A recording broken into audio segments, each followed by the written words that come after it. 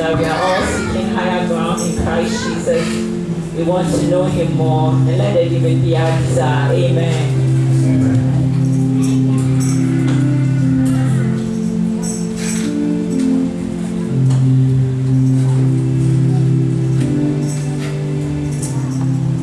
I'm pressing on the upward way, new heights I'm gaining every day. Still onward born, I onward born.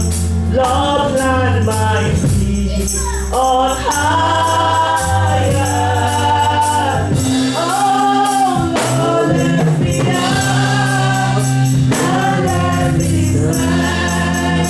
I pray for land, this stable land.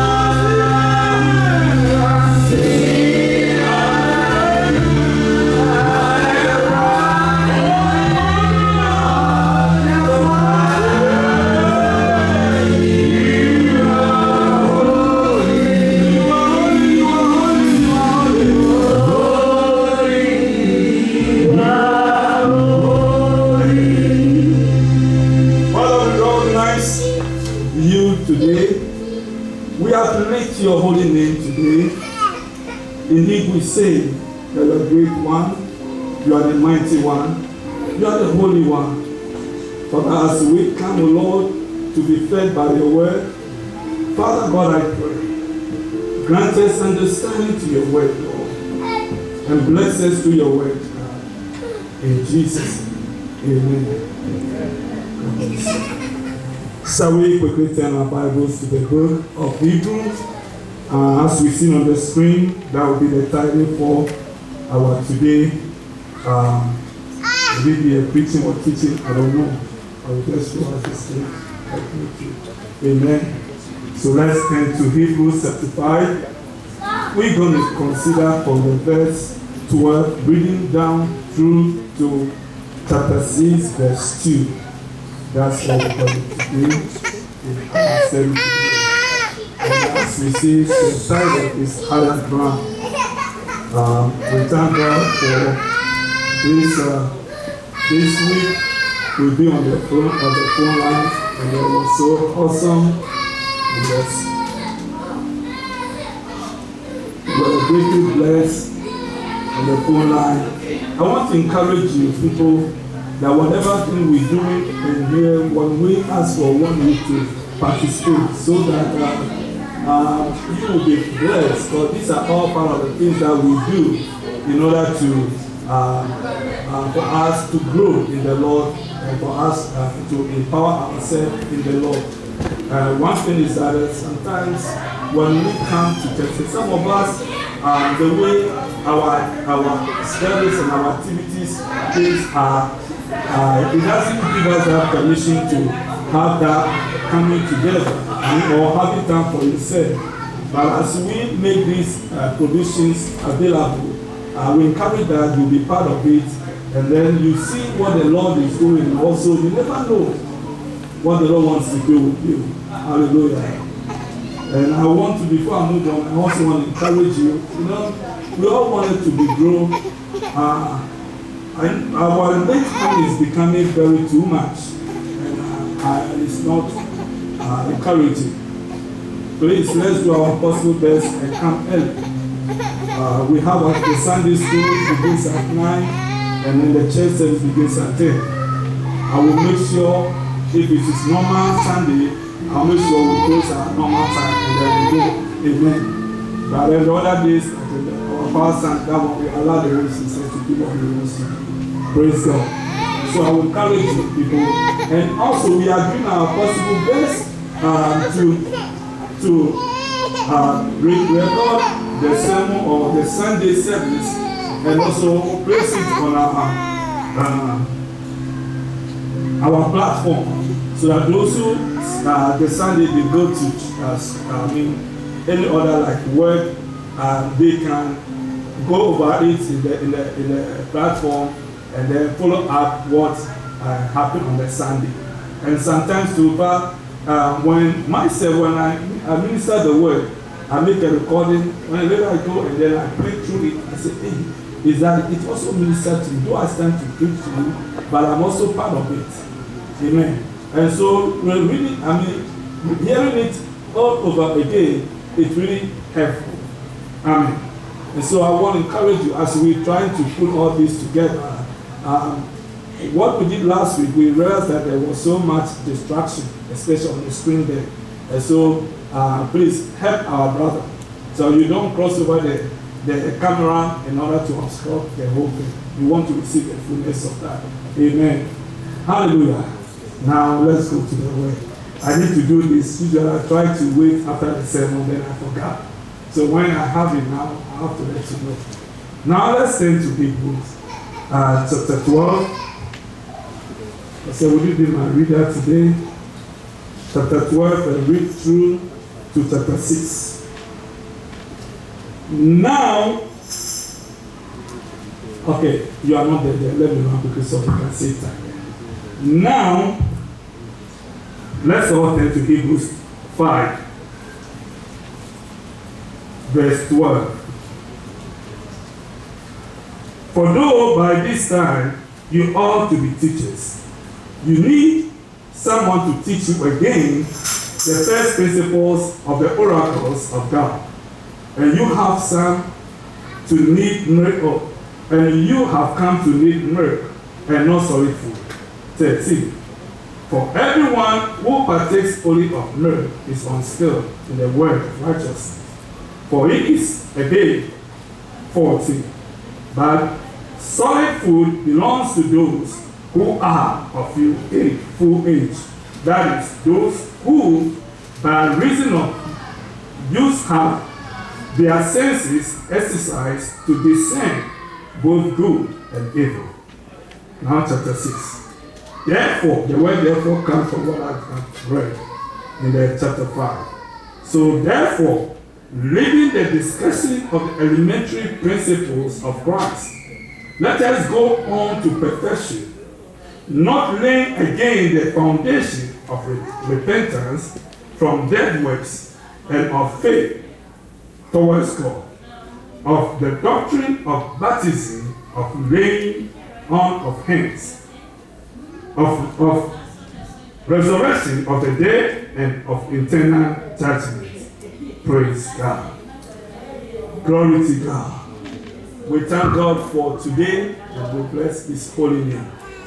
I believe as what we read, it is God's design. It is God's design for us that we grow into perfection.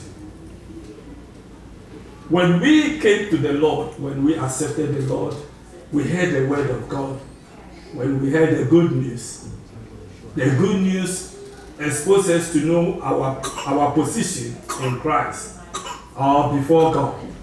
The good news lets us to know the love of God and also the judgment of God. And it lets us to know that we are sinners. And it lets us also to know that there is hope. And the hope is in the Son. And because we want the hope, so we received the good news and we accepted the good news. And we became born again. And when we were born again, our old things were set aside. And then we become new people, new creation. And according to the word of God, it says that when we become new creation, then that means that everything that is of old is gone. And then we need to now live as a new people, a new creation. And what Christ did as in the new creation, Christ positioned us for who He is. Christ positioned us as children of God. Christ positioned us to share inheritance with Him. Christ positioned us to share the glory of which He received from above and glory from heaven. He shared that with us. And we become separate people and new people all together. What God sees us, He sees us people special, people that own by Himself. And God is free to call us His children. And much more, Jesus called us His daughters. And this is what God has then made us. But then when we came to Him, though we still live on this earth, why we were saved? Master didn't take us straight to heaven, but He left us here to live on this earth. Because you know why? Because He caused us to represent Him on this earth. And to his good will in heaven, we have to do his good will on this earth. That's why he left us on this earth. And so what he made is that he transported us, and then he set us to a ground, a higher level, a position that is above principalities, powers, the crows and the ants and the flies that even that we scare, and the witchcraft and all those that we fear. And we fear. We were set above them. And we stay in that position in Christ. That's what he made us. And so, even when the enemy, Satan, even when he sees you as a child of God. He knows that you have power over him. And that is what Christ had made us. Hallelujah. So when we came to Christ, now we became as a newborn baby. Like how this little baby, the mother holy, that's what we are in the spirit. And then we need to grow. And there are ways that we have to grow and mature in what he has made us. Hallelujah. So we want to say how to go about this. So number one, we want to consider growth. We want to consider how do we grow? How do we grow? Number one, let's go to 2 Peter 3:18. Peter 3, it says, but grow in grace and in the knowledge of our Lord Jesus, the Savior. To him be the glory both now and forever. Amen. Now when we look to them, say, but grow in grace. Number one, we should grow in knowledge. So number one thing that we need to grow, we have to grow in knowledge. But I want to consider the word growing in grace. This is Peter. Peter had that, so that means that when we were saved by grace. So when we were saved by grace, and that means that we have to grow in the grace that which we receive in Christ Jesus. And what are the grace? In him we are redeemed. We have to grow in our redemption. In him we are protected. We have to grow in that protection. In him we become rich. We have to grow in that riches. In this grace that God has given through his son Jesus Christ, we need to grow in that grace. Hallelujah. And then number two said to grow in the knowledge of our Lord and Savior Jesus Christ. And that takes me to Ephesians 1:17 and 18. And that one said that Paul said that we should grow in the knowledge of God. So number one, grow in knowledge, or grow in grace and knowledge. You can add that. Grow in grace and knowledge. And indeed, we have to grow in the knowledge of the word of God. Amen. According to the scripture, it says that to grow in the word of God. Where is the word of God? The word of God is this. We can have the word of God in this. If you read this will show you the word of God. But sometimes it bothers me personally when people are able to read from Genesis to Revelation, and yet they don't know the word of God.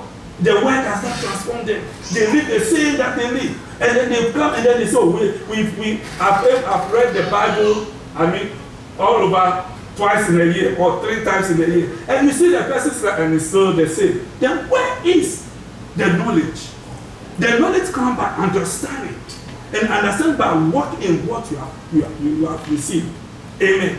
We hear, we read, but we don't understand. It's different. When you acquire knowledge, you need to understand the knowledge. And when you understand the knowledge and you apply the knowledge, that is where it becomes effective in your life.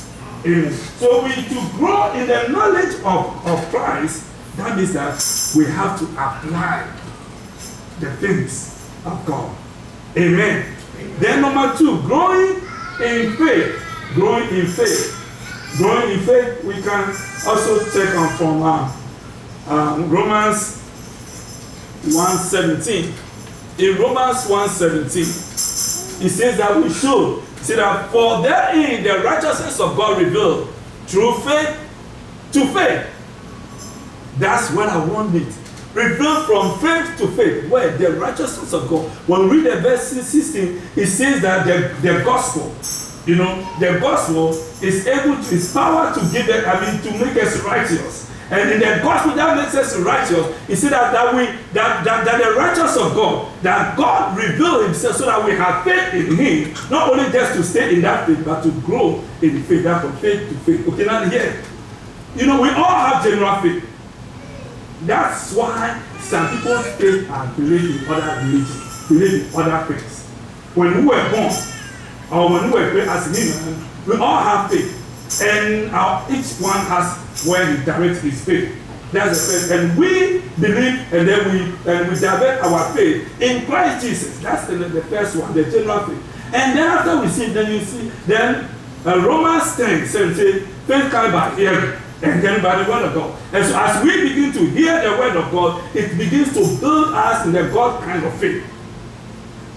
You know, and so then, and as it builds us in God kind of faith, now we begin to come to know the faith that God talks about. Amen. So we grow in that faith. When I accepted Christ, I need to grow in the faith. I have to grow in my belief in him. And that's what we do. Because I'm telling you, when some of us, when we came to the Lord, there are some things we were crazy about some things. But we believe God that now we have to trust in these things. And we trusted in those things. And then we see him, doing great things in our lives. Amen. That is the faith that God's talking about. In our prayer, when we pray, we believe that when we pray, God will answer. And we see that in Mark 11, from 20 to 24. It says that when you have faith and you command this mountain to the sea, what did he say? He said a word. Amen. So these are faith that grows. Then our faith grows. The level of your faith will be different from my level of faith. My operation in my belief with the things of God may be different from how you also have in the things of God. We grow in faith. Amen. So to cultivate in faith, number one, you need to come to a place to practice the faith or to exercise the faith. It's a faith without action is dead. So you need to practice the faith. Hallelujah. When somebody is sick at work and then you fall in your spirit that I need to pray for the person, exercise that faith and pray for that person. Hallelujah. You are exercising the faith. Amen. What you believe, put it into practice. And that is number two. Faith grows by reading and meditating upon the word of God. Faith grows by reading and meditating upon the word of God. You know why? The moment you begin, when you have a word, like what happened to Abraham, there are stories in the Bible, and you can relate those stories to yourself. There are testimonies of people that they share. And as you hear these testimonies and you ponder upon those things, it builds up your faith. Amen. And the same goes to when we read the word of God. And then when we begin to meditate the word of God, you know what it happens? The Holy Spirit begins to give you a new understanding about the word. And as you got those understanding, and then you step out by faith, believing it will surely happen. Hallelujah. Praise the name of the Lord. Then the third one, faith thrives on the atmosphere of prayer.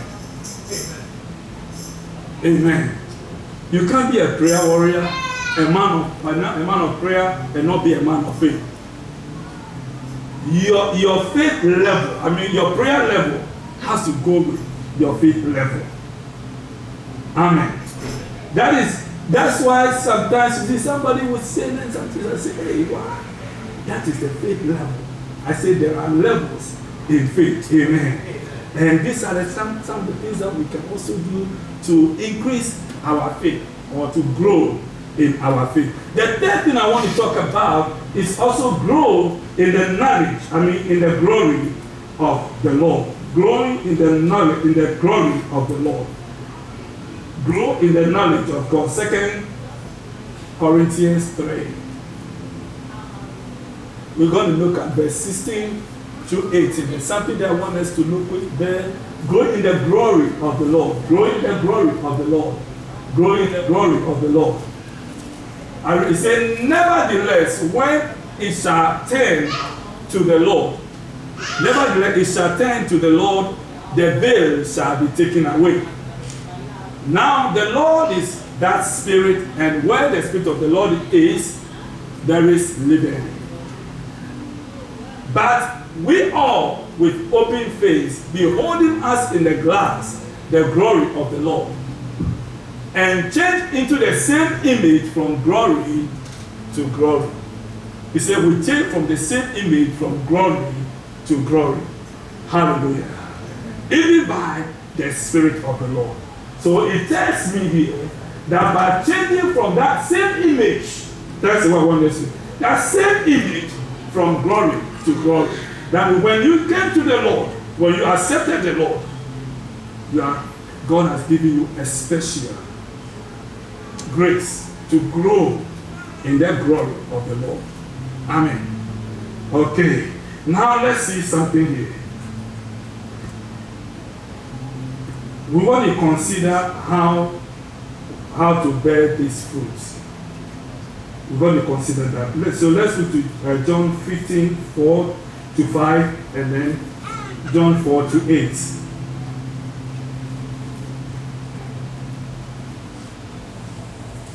There are two things we need to look at here. We are seeing growth. Okay, now see, grow reflects on fruitfulness. Grow. So when we begin to grow, then it will reflect on our fruitfulness. Amen. Hallelujah. Let me ask you that. Brother is not here. How would you feel as a parent? You have a child, and the child is not good. It can have big structure, but the mind is still not good. Or it can be small in structure, but it's not grown. Would a parent be happy about that? I don't think so. Nobody will not. And the same thing I believe it is like unto our Lord. God wants us to grow. Amen. God is looking to us that we grow. And we have to also make our possible best to grow. Because if a child is not feeding on the food that mother gave, I'm not sure that that child will grow. You know, and the same thing, if we are refusing to take things that will cause us to grow, and we are not taking it, I'm not sure that it's happy. God will not be happy. Amen. We need to grow to that level of that higher ground. That higher, far above principalities and powers. To walk in the glory of the Lord. When we talk about the glory of the Lord, it's awesome. When we see how Jesus walked on this earth, Jesus walked in that glory of the Lord. We saw what Jesus did. Jesus was easy for Jesus to forgive because he was walking in the glory. Remember, he wasn't as a God, but he came as a human. He experienced everything as we are experiencing. And because he wanted to set that example so that we can also follow, so he put his divinity aside and then put on the humanity. So what we see him doing, we can also do. Amen. You know the difference? It is the Holy Spirit. Hallelujah. And so when we see him walking in that glory, he does a lot in the glory. He healed the sick. He made provisions to where there is a need of provisions. He raised the dead. And there is more to that. He revealed to us who God the Father is. Amen. And that is what God wants us to. Hallelujah. That when we get to our working place, and then there are people talking, and then when they see you coming, then one will just hide the other, and then they will stop and they will change their conversation. You know why? Because they identify you as a somebody who is different. Amen. That is the growth I'm talking about. So that we won't be as the same as the children of God. We come as believers, as Christians, but there's no difference between the two. That is not growth. You see what I'm saying? So the growth has to be, there should be different.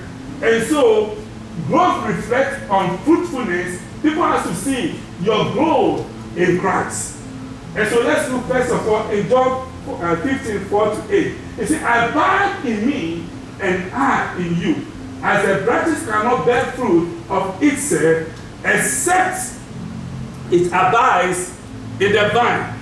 No more can ye except ye abide in me. I am the vine and ye are the branches.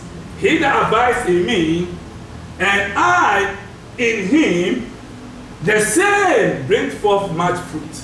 For without me ye cannot do anything. Amen.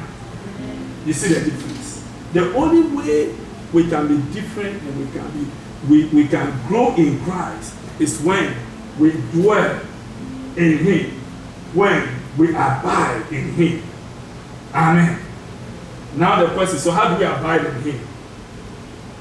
Just stay in him. Amen. You abide in him in his word. What his word says. What the word of God says. What Christ wants us to do. As we do those things, we abide in him. Amen. Glory to God. Any somebody has any question? Are we getting the whole thing clear? I want to make sure you understand it. Then finishing the whole thing and then you don't understand. We get it? Okay. Amen. So number one, a disciple of Jesus Christ must see bearing fruits. Amen. A disciple of Jesus Christ must bear fruits. So if you are not bearing fruit, that means you are not a follower. You are not a student. You are not a learner of Jesus Christ. Amen. You get it? Praise the Lord. Number two, a disciple glorifies the Father. The disciple glorifies the Father. Number two. Because when people see you, and people see that you, I will share this with you. In my family, my mom's family, I came west to know the Lord, and that I've been with the Lord before. And they know me. And I pray just for them to know that, yes, I'm a believer. And I was so, you know, they excuse me to use the word, they are Methodists. They go to the Methodist church. I was going to a different church. And they, like, when we meet and what the things they do, I don't know. But they saw that difference among the children, even among people. And they gave that respect because of what they saw in me. Amen. And when something happened, they went us to help one of our cousins at the store. And this cousin was the store with the wife. And this cousin, he likes gambling. So he gambles the money that comes in, uses for gambling. And then 5 months, so the wife used to be a check, to check on my cousin. And how old I am. They are employing. I'm just employing, you know. And then, and so they later when they check up with the business capital, it's really down. And you know, and they went out for a fetish priest. They went for the fetish priest and they went there to consult to find where this man. Meanwhile, they knew it is this man who's been taking the money for taking lotto, you know. And they went and this man said that it was me. And then they should say you lie. And it was right. And they stood before them. They told you lie. And here's the case. If I have not been, my life has not been, and they say who I am, they would have believed it. You see what I'm saying? And so, as a child of God, the things you do, you have to grow in Him. When you do that, what happens is that you are bearing that fruit. Amen. Okay. Shall we move on? I think I will end you here. Let's do something here. Amen. Now, let's go to Hebrews.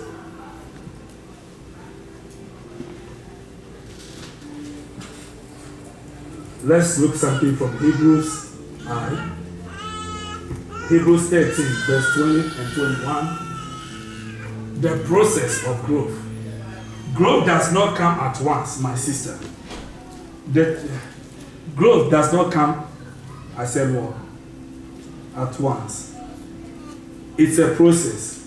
It comes in gentle. It comes in gradual. Hallelujah. My sister, when you born, he was there on your lap, right? Now, how do you find it? Now it's a big boy now. That means he's growing. Hallelujah. Yeah. That's what it is. We grow. This guy will grow spiritually, also we grow. Amen. Amen. Hallelujah. Amen. Some of us, we have the macho like our brother here. Yeah, and some of us, we don't have the macho like the one standing here. And you know how you do it. You do it one, by the study of the word. If you want to build that macho. Number two, not only the study of the word, but applying the word. Amen. And number three, by praying and fasting. Don't leave that. Amen. Number four, am I 4 or 3? Number 4, by practicing the works of righteousness. By practicing the works of righteousness. Then, number 5.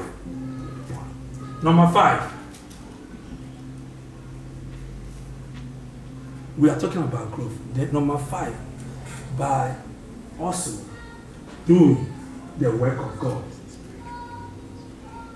Doing the work of God. You know why? Let me share this with you. This, when I heard our pastor was mentioning something which is was really a blessing to those who are here this morning.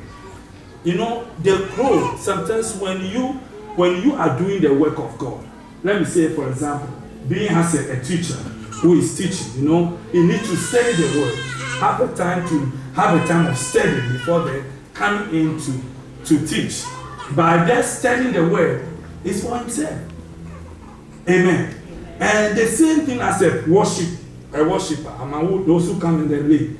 You don't come in because you pray. Those things that you do, it helps you to grow in the Lord. If you go for witness evangelism, you prepare yourself and you go. In those things, you begin to grow. Hallelujah. And then, fruit bearing comes through a life of worship. That's what I mean. So our worship is not only by that we stand here and then we lift up our hands, but it's by what we live daily. Amen. That is it. Hallelujah. And so, here is the word. Hebrews 13, 20 to 21. Let's see something there.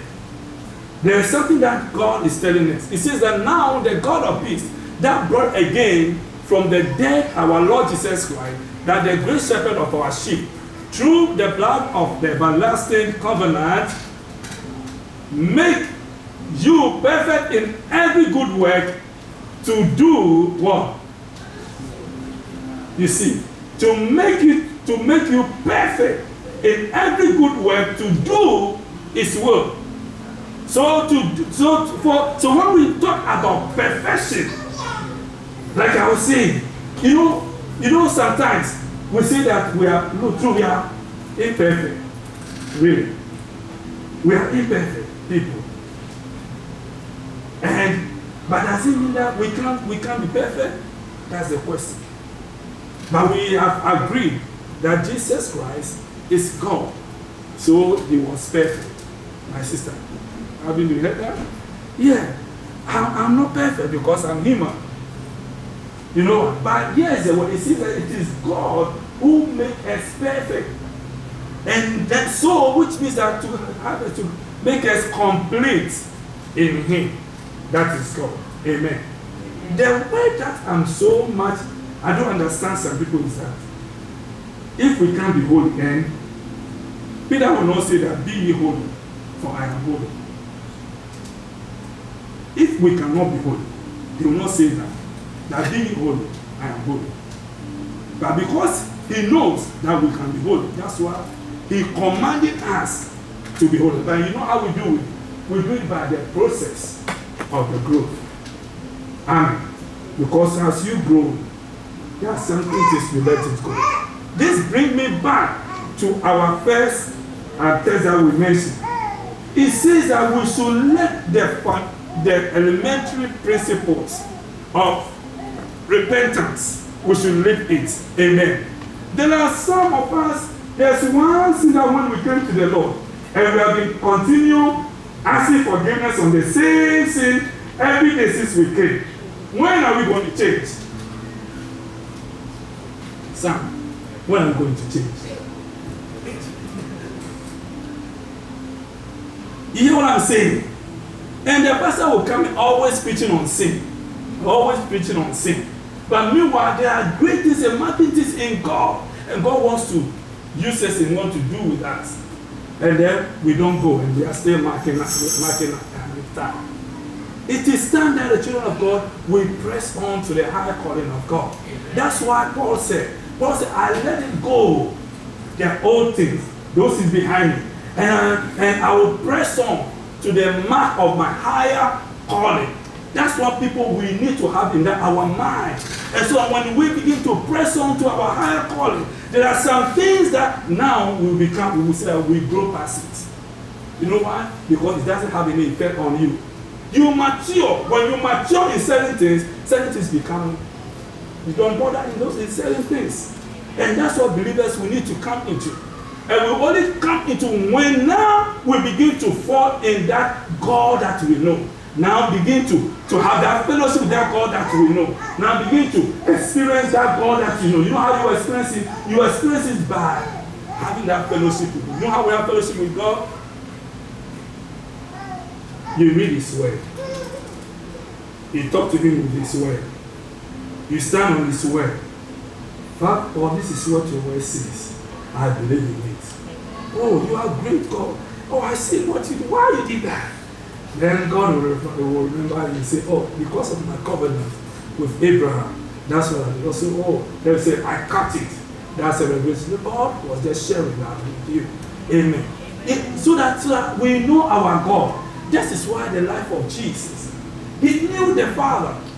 So there are certain times we see God as our God, and there are certain times we have to see God as our Father. And we have to relate to God as Father, and that is relationship. And as we begin to do that, you see that His presence begins to be greater on us. Sometimes it's not only just the prayer. Sometimes the more you share that fellowship with Him, that's His word. You see Him now coming down on you. You can be in some place and you can feel Him. And you tell, you know what, bless this guy. And then you hear the voice because you have formed that fellowship with Him. And then you begin to bless Him. Now you are moving to that glory of to know Him. Hallelujah. It is time that people of God will rise. It is time that we change our ways. The excuses are too much. We have taken God for granted. If we want to grow in Him, then be closer to Him. God is serious about Himself and about things He do. But we do not know. I'm speaking to you as a father and as a pastor. I know, I hear. There are most of us, there are some of us, and not some of us at all. We have whatever that takes us to do the business, the kingdom work. To have God. To experience Him. To grow in Him. To spend time with Him. To have time to pray. To study His word. But now, we have become just narrow. We live more in the fleshly Rain down in the spiritual realm. And because of that, we don't see the glory of God. Luke 18 verse 8, I won't go there. You can write it down. I will not go there. I'm ending the sermon because I finished. Shall we rise to our feet? What is your faith? Is the question. What is your faith? What is your faith? What is your faith? All bottom line to faith. What is your faith? The God that you say you believe, do you really have faith in Him? What is your faith? What is your faith? The word of God said that when the Son of Man comes and meets us with faith, what is our faith? Today we want to pray. There is more in Him. There is more God wants to do with you. There is more God wants to reveal to you. There is more that God wants to do with you. There is more you can also do for Him. I want you to commit your life to the Lord. Just commit your life to Him. Lord, prepare me to be sanctuary. Your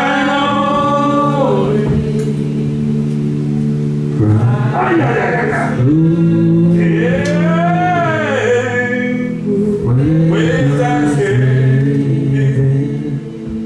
I'll be a living sanctuary.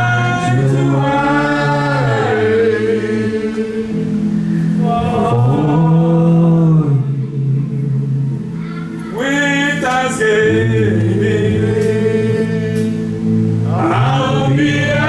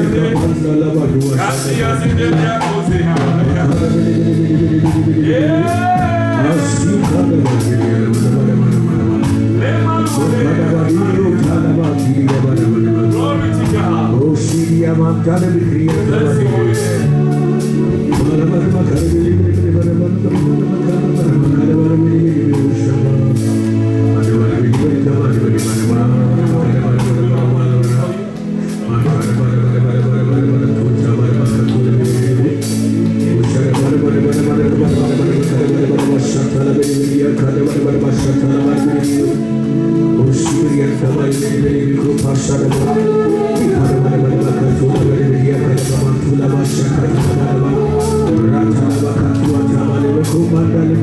Shabadia, Okudio Show, Shabadi, Shaba, Radio Mandala Badua, Shabadi.